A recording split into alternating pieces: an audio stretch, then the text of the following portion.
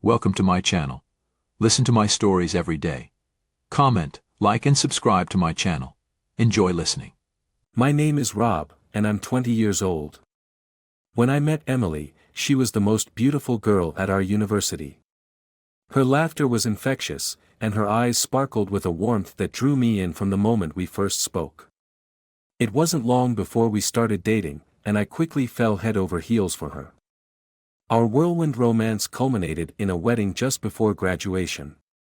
I thought I'd won the lottery of life. How wrong I was. At first, everything seemed perfect. Emily played the role of the doting wife to perfection. She'd have dinner ready when I got home from work, her smile lighting up the room as she welcomed me. I worked extra hours, not just because I wanted to build a secure future for us, but because I loved surprising her with gifts. Jewelry, designer clothes, you name it. Emily's happiness was my happiness. Or so I thought. The first crack in the facade appeared innocently enough. Our neighbor, Tom, approached me one evening as I was taking out the trash. "Hey Rob," he said, scratching the back of his neck awkwardly. "I saw Emily out the other night. She was with some guy. Just thought you should know." My heart skipped a beat. "What do you mean?" I asked, trying to keep my voice steady. Tom shrugged. "They were just walking together, but it looked. I don't know, it seemed odd. Anyway, thought you should know." When I confronted Emily about it, she laughed it off. "Oh Rob, that was just Kyle, an old acquaintance from high school. He recognized me and offered to walk me home. You know I'd never do anything to hurt you." I wanted to believe her. I needed to believe her. But a gnawing doubt had lodged itself in my mind. It wasn't long before that doubt grew into a full-blown obsession. I needed to know the truth. So, in a moment of desperation, I installed a tracking app on her phone. I hated myself for it, but I couldn't shake the feeling that something was wrong. A couple of days later, the app pinged me with Emily's location. She was at a motel on the outskirts of town. My heart pounded in my chest as I drove there, my mind racing with possibilities. Maybe she was meeting a friend, or maybe she just needed some time alone. But deep down, I knew the truth was far more sinister. I parked a few blocks away and walked to the motel, my hands trembling as I approached the door to the room the app indicated. I took a deep breath and knocked. No answer. I knocked again, louder this time. Still nothing. My anger and anxiety fueled my decision to try the door handle. It was unlocked. The sight that greeted me inside will be etched into my memory forever. Emily, my beautiful, seemingly perfect wife, was in bed with her stepfather. The man she'd introduced to me as a pillar of support and guidance. The man I'd trusted implicitly. My world shattered in that instant. "Rob!" Emily gasped, scrambling to cover herself. Her stepfather, a middle-aged man named Richard, looked just as shocked. I couldn't speak. I couldn't think. All I could do was stare at the betrayal before me. Emily tried to approach me, tears streaming down her face. "Rob, please, I can explain." "Don't," I spat, my voice cold and foreign to my own ears. "Don't you dare." I turned and walked out, my mind a whirlwind of rage and pain. The drive home was a blur, my thoughts consumed with one singular idea: revenge. I couldn't let this betrayal go unanswered. Emily and Richard had to pay. The next few days were a haze. Emily tried to contact me, leaving tearful voicemails and sending endless texts. I ignored them all. I was formulating a plan, a way to make sure they felt the same pain they had inflicted on me. It started with gathering evidence. I took screenshots of the tracking app's logs, saved her messages, and even recorded her voicemails. I needed to ensure that when I struck, there would be no way for them to deny their actions. My first move was to contact a lawyer. I needed to know my rights and how best to protect myself in the inevitable divorce. But I didn't want just any lawyer, I wanted the best. I spent hours researching, finally settling on a firm known for its ruthless efficiency. They were expensive, but I didn't care. This was about more than money. This was about justice. With my legal strategy in place, I turned my attention to Richard. I knew he had a lot to lose if his indiscretions came to light. His reputation in the community, his career, his family, they were all at stake. I needed to hit him where it hurt the most. I started by anonymously sending the evidence I had gathered to his employer. It didn't take long for the scandal to erupt. Richard was placed on immediate leave pending an investigation, and the gossip spread like wildfire. The look of devastation on his face when he realized he was being watched was a small, bitter victory. Emily was next. I compiled all our interactions, the loving messages she'd sent me, juxtaposed with the cold, hard evidence of her betrayal. Then, I sent it to her family and friends. The fallout was immediate. Her parents were furious, her friends stunned. The perfect image she had cultivated crumbled before her eyes. Through it all, I remained stoic. My colleagues noticed a change in me, but I brushed off their concerns. I was a man on a mission, and nothing would deter me from seeing it through to the end. One evening, as I sat alone in our once shared apartment, Emily showed up at the door. She looked disheveled, her eyes red and swollen. "Rob, please," she begged. "We need to talk." I let her in, if only to see her suffer. "Talk," I said, my voice devoid of emotion. She took a deep breath, her hands trembling. "I know I've hurt you. I know I've ruined everything. But please, can we try to work through this? I love you, Rob." I laughed, a harsh, bitter sound. "Love? You don't know the meaning of the word, Emily. You destroyed everything we had for what? For him." I pointed in the general direction of where I assumed Richard was hiding out, probably just as miserable as she was. "I made a mistake," she whispered, tears streaming down her face. "Mistakes can be forgiven," I replied coldly. "But betrayal? No. This is something you will live with for the rest of your life." She collapsed onto the couch, sobbing uncontrollably. Part of me wanted to comfort her, to hold her like I used to. But that part was overshadowed by the anger that still burned inside me. "I want a divorce," I said finally. "And I want you out of my life. Completely." Emily looked up, her face a mask of despair. "Rob, please." "It's over," I interrupted. "You made your choice. Now live with it." As she left, I felt a strange sense of satisfaction. The first step in my plan for revenge was complete. But this was only the beginning. There was more to come, and I was ready to see it through to the bitter end. Emily and Richard had taken everything from me, and now, I would take everything from them. The days following my confrontation with Emily were tumultuous. I filed for divorce, and with the help of my lawyer, secured a restraining order against her and Richard. I couldn't risk them trying to sabotage my plans. But my quest for revenge was far from over. I needed allies and information, and I knew just where to start. One evening, as I sat in a dimly lit corner of O'Malley's pub, I waited for my contact. Tom, my neighbor, had agreed to meet me. He'd been a loyal friend since the day he tipped me off about Emily's infidelity. Now, I needed his help once more. Tom arrived, his usual jovial demeanor replaced with a somber seriousness. He slid into the booth opposite me. "Rob, you look like hell," he said, concern etched on his face.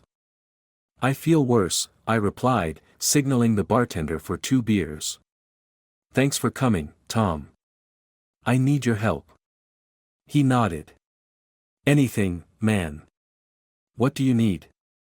"I need to know everything you can find out about Richard. His past, his connections, everything. I want to ruin him." Tom leaned back, a contemplative look on his face. "That's a tall order, but I can do some digging. I've got a buddy who works in private security. He might be able to help us out. Perfect, I said, clinking my glass with his. Let's make sure Richard regrets ever crossing me. Over the next few days, Tom's friend, Jake, proved to be an invaluable asset. A former cop turned private investigator, Jake had the skills and resources we needed. He provided us with a comprehensive dossier on Richard, detailing his shady business dealings and questionable personal life. One evening, as we pored over the documents in my apartment, Jake leaned back in his chair, a smirk playing on his lips. This guy is a piece of work. Embezzlement, fraud, even rumors of coercion. He's been careful, but not careful enough. I nodded, feeling a grim satisfaction. So, what's our next move? Jake pointed to a name in the dossier. This guy, Mark Daniels. He used to work with Richard, got screwed over in a business deal. He might be willing to help us. The next day, Tom and I visited Mark at his modest home in a quiet suburb. He answered the door, a tall, weary-looking man in his late 40s. Can I help you? He asked, eyeing us warily. We need to talk about Richard, I said bluntly. Mark's expression darkened. What about him? We know he screwed you over, Tom interjected. We want to take him down, and we could use your help. Mark hesitated, then stepped aside, gesturing for us to come in. All right, but make it quick. Inside, Mark's home was cluttered but cozy. We sat in his living room, the air thick with unspoken tension. What exactly do you need from me? He asked, folding his arms. Anything you can give us, I replied. Documents, insider information, anything that can ruin him. Mark sighed, rubbing his temples. I kept a few things from when we worked together. I always knew he'd get what was coming to him. I'll help you, but this is dangerous territory. We're aware, Tom said. But we're not backing down. Mark nodded, a determined look in his eyes. All right. I'll get you what you need. Over the next week, Mark provided us with a treasure trove of incriminating evidence. Emails, financial records, even video recordings of Richard's illicit activities. Armed with this, we were ready to strike the next blow. One evening, as I reviewed the latest batch of documents, I received a call from Emily's best friend, Sarah. She'd always been on the periphery of my life, a constant but distant presence. Rob, it's Sarah. Can we talk? What do you want, Sarah? I asked, my voice laced with suspicion. I know what Emily did was unforgivable, she said, her tone soft and sincere. But there's more to this than you realize. Can we meet? Curiosity piqued, I agreed. We met at a quiet cafe downtown. Sarah looked nervous, her hands fidgeting with her coffee cup. Thank you for meeting me, she said. Get to the point, Sarah, I said, trying to keep my impatience in check. Emily's been manipulated, she said, her voice barely above a whisper. Richard has something on her. He's been blackmailing her for years. I stared at her, incredulous. What are you talking about? She didn't want to hurt you, Rob. She loves you. But Richard threatened to ruin her life if she didn't comply. He has something on her, something from her past. My mind raced. This revelation added a new layer to the already complex web of betrayal. Why are you telling me this now? Because I can't stand seeing you both suffer, she said, tears welling up in her eyes. Please, Rob, give her a chance to explain. I left the cafe with my thoughts in turmoil. If what Sarah said was true, Emily's betrayal was far more complicated than I had realized. But it didn't change the fact that she had lied to me, hurt me in ways I couldn't fathom. That night, I couldn't sleep. My mind kept replaying Sarah's words. If Emily was being blackmailed, then Richard was even more dangerous than I had thought. I needed to find out the truth, but I couldn't do it alone. The next day, I called Jake. I need your help with something more personal, I said. What's up? He asked, his voice calm and professional. I need to know what Richard has on Emily. Can you dig into her past, find out what he's using against her? Jake agreed, and within a few days, he had uncovered the truth. Emily had a dark secret from her past, something she had kept hidden even from me. Richard had discovered it and used it to control her. Armed with this new information, I decided to confront Emily one last time. I needed to hear her side of the story, to understand why she had done what she did. We met in a park, a neutral ground where we could talk without the weight of our past hanging over us. Emily looked fragile, her once vibrant energy now subdued. Rob, thank you for meeting me, she said, her voice trembling. I know about the blackmail, I said bluntly. Why didn't you tell me? Emily's eyes filled with tears. I was scared, Rob. Richard threatened to ruin my life, my career, everything. I didn't know what to do. You should have trusted me, I said, my voice softening despite my anger. I know, she whispered. I made a terrible mistake. But please, believe me when I say I never wanted to hurt you. I love you, Rob. I always have.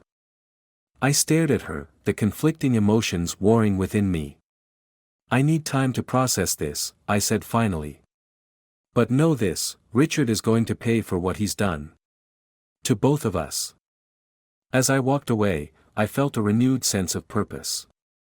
The web of deceit was more complex than I had imagined, but I was determined to see it through to the end. Richard had manipulated and destroyed too many lives, and it was time for him to face the consequences. The battle was far from over, and I was ready for the next round. The days following my conversation with Emily felt like walking through a fog. Her confession had added layers to my already complex emotions. Yet, one thing remained clear, Richard had to be stopped. My plans for revenge were now not just personal, but a necessity to protect others from his manipulative clutches. I called Tom and Jake to my apartment for a strategy session. They arrived late in the evening, their expressions determined. Thanks for coming, I said, gesturing for them to sit. We're in this together, Tom replied. What's the plan? I spread out the documents and evidence we had gathered on the table. Richard's history is a goldmine of illegal activities. We need to expose him publicly and ensure he faces legal consequences. Jake nodded. We need to be smart about this. Going public means making sure we have irrefutable proof and possibly even more allies. Agreed, I said. But first, we need to neutralize his hold over Emily. We need to get the dirt he has on her and destroy it. Jake leaned forward, his eyes sharp. I have contacts who can help. We'll need to break into Richard's office and retrieve the evidence he has on Emily. It's risky, but it's our best shot. Tom's eyes widened. Break in. Are you serious? Jake shrugged. We have to be. Richard won't hand over that kind of leverage willingly. The gravity of the situation settled over us. We knew the risks, but we also knew we had no choice. All right, I said. Let's do it. What's the plan? Jake outlined the details. Richard's office was in a high-rise downtown, equipped with security cameras and guards. We'd need to disable the security system, find the files, and get out without being caught. It sounded like something out of a movie, but it was our only option. The next night, under the cover of darkness, we made our move. Jake's contact, a tech-savvy hacker named Lena, met us in a nearby alley. She was in her late 20s, with a sharp wit and an air of confidence. You guys ready for this? She asked, adjusting her backpack. Ready as we'll ever be, I replied. Lena smiled. Good. I'll handle the security system. Once I give you the signal, you'll have 10 minutes to get in and out. We nodded, and she set to work. Her fingers flew across her laptop keyboard, and within minutes, she had disabled the security cameras and alarms. You're good to go, she said. Be quick. We entered the building through a side door, moving swiftly and quietly. Jake led the way, his familiarity with such operations evident. We reached Richard's office on the 15th floor and found the door locked. Jake pulled out a set of lockpicks and went to work. Moments later, the door clicked open. Inside, the office was dimly lit, the moonlight casting eerie shadows. We searched the room quickly but thoroughly. Tom found a safe hidden behind a painting. Over here, he whispered. Jake examined the safe, then pulled out a stethoscope and began cracking it. My heart pounded as the seconds ticked by. Finally, the safe door swung open, revealing a stack of files and a USB drive. We grabbed everything and slipped out of the office, making our way back to the alley. Lena was waiting for us, her eyes shining with excitement. Did you get it? We got it, I said, holding up the files. Good, she said. Now, let's see what we've got. Back at my apartment, we spread the contents of the safe on the table. The files contained detailed records of Richard's illegal dealings, while the USB drive held video and audio recordings of his threats against Emily. It was more than enough to ruin him. Jackpot, Jake said, grinning. Now we need to make this public, I said. And we need to make sure the authorities get involved. Lena nodded. Leave that to me. I have connections in the media. This will go viral by morning. As Lena worked her magic, I felt a sense of relief. We were finally taking control. But I knew this was just the beginning. Richard wouldn't go down without a fight. The next morning, news of Richard's crimes broke. Headlines screamed his name, detailing his embezzlement, fraud, and blackmail. Social media exploded with outrage, and within hours, the police launched an investigation. Richard was arrested later that day, his empire crumbling around him. Emily, too, was freed from his grasp. I met her at a small cafe, the same place where Sarah had told me the truth. Emily looked tired but relieved. Thank you, Rob, she said, her voice shaking. You saved me. I couldn't let him ruin more lives, I replied. But it's not over yet. We need to stay vigilant. He might have allies we don't know about. Emily nodded. I understand. But for now, let's take a moment to breathe. As we sat there, sipping our coffee, I felt a sense of closure. The road ahead was still uncertain, but for the first time in a long while, I felt hopeful. We had faced a monster and come out on the other side. But I knew our journey wasn't over. There were still questions to be answered, still threats lurking in the shadows. In the following days, the fallout from Richard's arrest continued.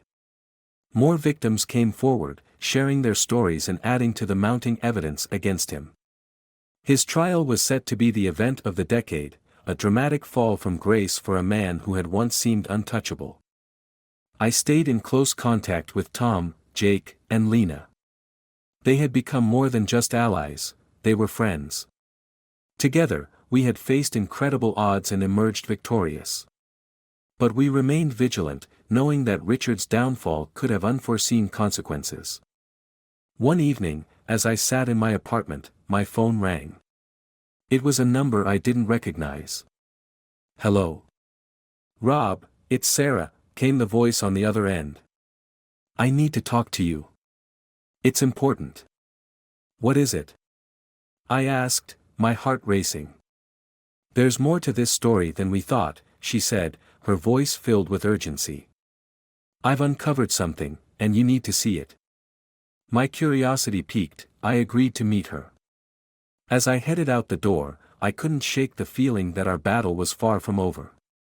Richard might have been defeated, but the shadows still held secrets waiting to be revealed. And I was determined to uncover them, no matter the cost. I arrived at the agreed-upon location, a secluded park at dusk, where Sarah was already waiting.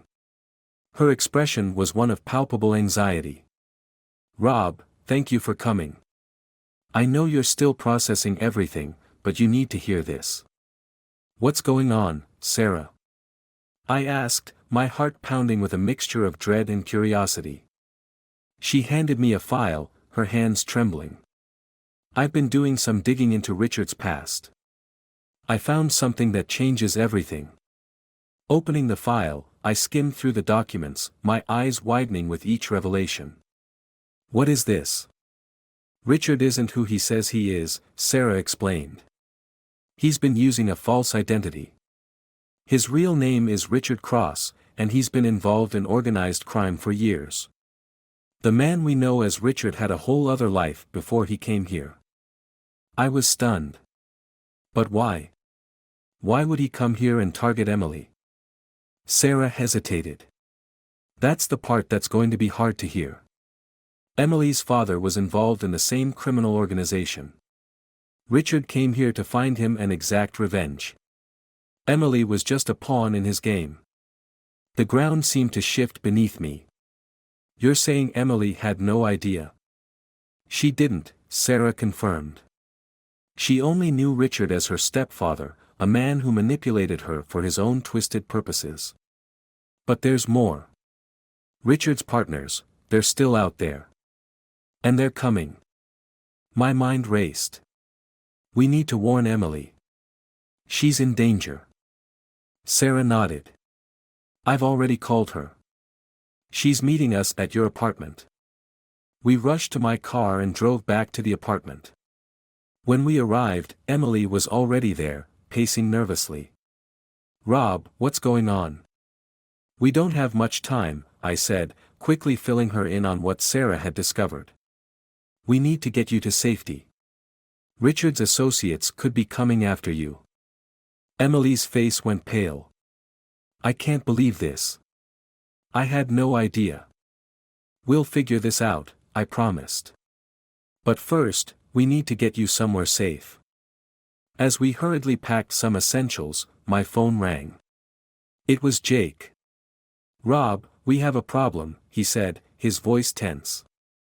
Richard's associates, 2 men were seen near your apartment. They're looking for Emily. Damn it, I muttered. We're leaving now. Can you meet us at the safe house? On my way, Jake replied. We hurried out of the apartment and into the car, my mind racing with plans and contingencies. As I drove, I couldn't shake the feeling that we were being watched. Every car that followed us, every pedestrian, seemed like a potential threat. We reached the safe house, a remote cabin owned by one of Jake's trusted contacts. Jake and Tom were already there, setting up security measures. We'll be safe here, Jake assured us. For now. As we settled in, we gathered in the living room to discuss our next steps. We need to find out who these men are and what they want, Jake said. We can't stay on the defensive forever. Emily looked at me, fear and determination in her eyes. Rob, I'm so sorry for everything. I never wanted to drag you into this. I took her hand, squeezing it reassuringly. We're in this together, Emily. We'll get through it. The next few days were tense. We took turns keeping watch, always alert for any sign of danger. It was during one of these vigils that Lena, our hacker friend, contacted us with a breakthrough. I've intercepted some communications, she said. Richard's associates are planning a move tonight. They think you have something they want, Rob. Any idea what that is? I asked. There's mention of a key, Lena replied. I think it's a metaphor. Something important that Richard hid, something his partners need. I thought back to the documents we'd taken from Richard's office. The files. They must be looking for the evidence we took. We can use that, Jake said.